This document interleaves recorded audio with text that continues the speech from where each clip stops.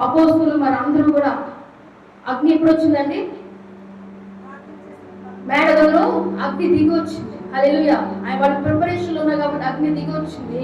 అయితే ఇప్పుడు కలవరి దినంలో మనం ఉన్నాం కాబట్టి రెవల్యూషన్ లోనికి రావాలి. హల్లెలూయా, హల్లెలూయా. ఈ అగ్ని మనలో ఫ్లో అవ్వాలన్నమాట. ఎక్కువగా ఫ్లో అవుతా ఉంటుంటే మన జీవితంలో అప్పుడు మనకి ఉజ్జీవం అనేది రగులుతుంది.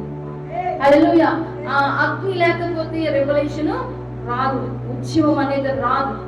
కాబట్టి మనం ఉజ్జీవపడాలంటే ఈ డిసిప్లిన్ లో ఉండాలి. హల్లెలూయా. ఈ ప్రాసెస్ అనేది ఖచ్చితంగా ఉండాలి. Discipline demands the fire. Fire demands the discipline. అంటే డిసిప్లిన్ కి ఏం అవసరం అంట?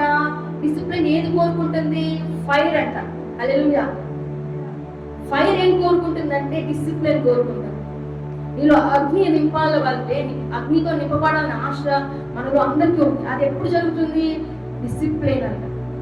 నీలో డిసిప్లిన్ ఉంటే అనుదినము ఆయన మానగానే సన్నిధిలో నువ్వు ప్రార్థన చేస్తే దేవుడిలాగా ఎస్తేర్ ఏ విధంగా ప్రిపరేషన్ లో ఉందో అట్టి విధమైన ఫైర్ మనకి వస్తుంది. అందుకే ఆయన వేడి పుట్టిందంట. హల్లెలూయా. వేడి వలన చెమట కారింది. అట్లా మనం అగ్నితో నింపబడిన వారంగా ఉండాలి. నువ్వు చూస్తే అప్పుడు రియల్ కనగడం ఉంటుంది.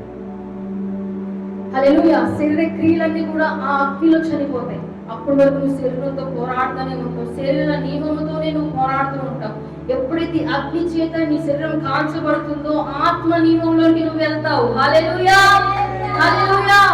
మనందరం ఆత్మ కలిగిన వారమై, ఆత్మలో జీవించిన వారమై, ఆత్మతో నడిచే వారంగా ఉంటేనే ఉజ్జీవం అనేది వస్తుంది. హల్లెలూయా.